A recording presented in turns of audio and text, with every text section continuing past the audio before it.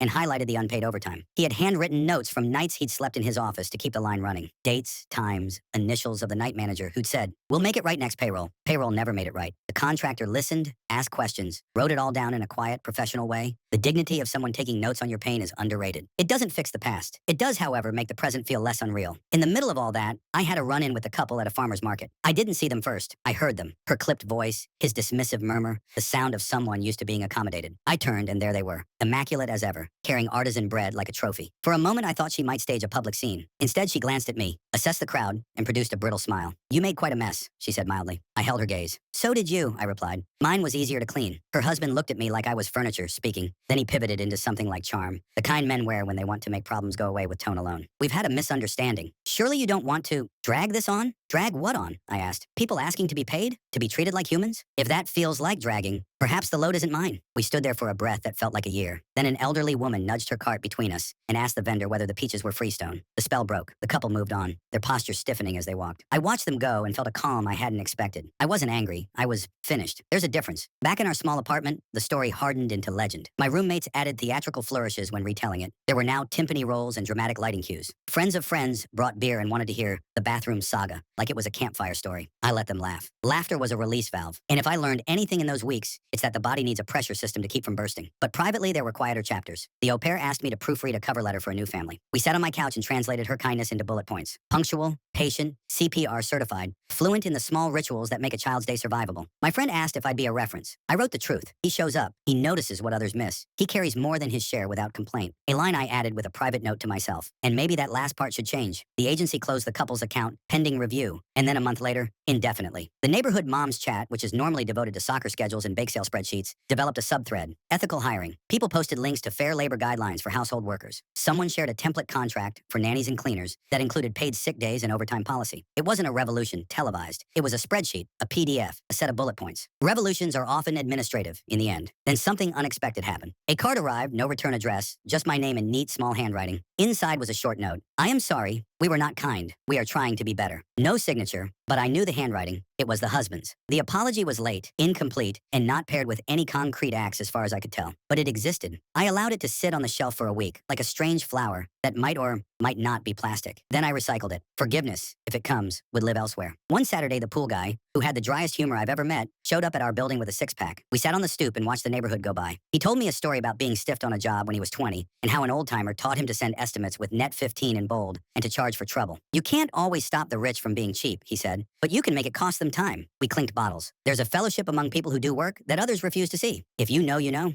Around that time, I had a dream that I walked back into that house. In the dream, it was silent, all the glass shining, all the surfaces immaculate. I could hear my own shoes on the floors. I went to the forbidden bathroom. The water was clear. The bowl was empty. I stood there with a plunger and felt nothing. No triumph, no shame, just the dull awareness that a piece of my life had been held in this tile room and that it was over. I woke up relieved. Sometimes closure looks like a room you no longer need to enter. The investigation ended the way such things usually do. Not with fireworks, but with adjustments. The company quietly settled 2 wage disputes. The couple hired a new manager who was rumored to have a spine. The au pair got a glowing reference from a family she'd babysat for on weekends and moved in with them. My friend's unemployment was approved after all, retroactively, with an apologetic form letter that didn't use the word apologize. The agency circulated a new policy. If a client tells you not to use a bathroom because it's broken, note it on the work order and get a signature. Tiny, boring, effective. And me? I took fewer houses and more commercial contracts, fewer personalities to navigate, more bathrooms you can walk away from without meeting the owner's eyes. I kept my caddy, my rags, my pride. I still wipe fingerprints off chrome like a pianist tuning a string. I still leave a space better than I found it, but I do it now with a clear line between service and servility. People sometimes ask if I do it again. The flush heard round the cul-de-sac. I tell them the truth. Probably not. Not because they didn't deserve a consequence, but because I found better ones. Paperwork, boundaries, community. Still, I don't regret the mess. It jolted the room. It made the quiet audible. It let others know they could speak. The last time I saw the couple, they were walking their perfectly groomed dog past a row of storm drains after a summer rain. We made eye contact. She looked away first. He nodded, the smallest of acknowledgments. In another life, we might have said hello. In this one, we passed like people who had learned their lesson the hard way. They, that help is not guaranteed. Me, that anger can be forged into something sturdier than a stunt. When I reached my block, a neighbor waved me over to ask about a cleaning quote. "We pay fair," she said almost offensively, as if I'd been deputized by the labor board. I laughed and gave her my card. On the back, I'd printed a new line beneath my name. Reliable, thorough. Boundaries included. It wasn't a slogan so much as a promise to myself. I can't fix the world, but I can make sure the rooms I enter and the exits I choose honor the person doing the work. Me, my friends, that au pair with the soft voice and steel in her spine, the pool guy with his net 15 gospel, the supervisor who finally sleeps through the night. And if somewhere, behind some immaculate door, a certain toilet still gurgles at the memory, well then, let it sing. Time passed, and like all storms, the chaos around that house settled into background weather. People moved on. New gossip replaced old. But for those of us who lived through it, the memory stuck in small, vivid details. My roommates still told the story at parties, usually exaggerating my heroic stride out of the house while the woman screamed in the driveway. Friends laughed, beer foamed, and the tale became folklore. But when I sat alone with it, it felt different. Not a punchline, but a reminder. The au pair stayed in touch. A year later, she sent me a photo of herself with the children from her new host family. They were smiling, frosting on their faces from a birthday cake, her arm wrapped around them like she belonged. She wrote, "They respect me here. It feels like home." I saved that picture. To me, it wasn't just proof she had landed on her feet. It was proof that sometimes walking away, even in tears, leads somewhere brighter. My friend, the one they fired to dodge unemployment, landed a job with a smaller company run by a man who had once been a machinist himself. He told me over coffee that on his first day, his new boss said, "Don't stay late unless you're paid for it." He laughed as he told me, but I saw the way his shoulders loosened, the years of tension peeling back. He was still bitter about the betrayal, but he was building again, brick by brick, on fairer ground. As for me, I shifted. I started choosing clients differently. I looked not at the size of the house, but at the size of the respect in the first conversation. Did they look me in the eye? Did they call me by name? Did they ask when I could come? Not just assume I was waiting for them? If the answers were no, I walked. I didn't need castles built on cruelty anymore. I wanted homes where work meant partnership, not servitude. Every so often, I'd see the couple in passing. At the grocery store, on a manicured sidewalk, once at a charity event where they shook hands and smiled like dignitaries. They avoided me, and I let them. Whatever war we'd waged was over. They'd lost the quiet luxury of invisibility. People in their circle knew now, and that knowledge clung to them like a shadow. That was punishment enough. But here's the part I hold on to most, what I learned about boundaries. Cleaning is intimate work. You touch the spaces where people actually live, the parts they don't show guests. It's easy to feel small in that context, to feel erased by their wealth or their expectations. But that day, in that bathroom, I reminded myself that my presence mattered. That even the quietest worker could leave a mark, however messy, that said, I was here, I saw, I refused to be invisible. Now when people ask me about the worst clients I ever had, I tell the story. I tell it not just for the laugh, though it always gets one, but for the moral buried inside. Be kind to the people who build your life around the edges. Pay them fairly, respect their time, treat them as human, because one day the patience you take for granted might run out, and the mess left behind might not be one you can mop up. The last time I spoke with the au pair, she said something that stuck with me. They thought I was disposable, but leaving them was the first time I felt important. That to me is the whole story. Wealth doesn't make you important. Titles don't. Even spotless bathrooms don't. What makes you important is how you treat the people who keep your world running when you're too arrogant to notice. I'm not proud of every detail of what I did, but I am proud of this. I didn't stay silent. I didn't let their cruelty slide by as just how things are. I turned my anger into something undeniable. And in the echoes of that flush, other voices found the courage to speak. And if you ask me, that was worth every second.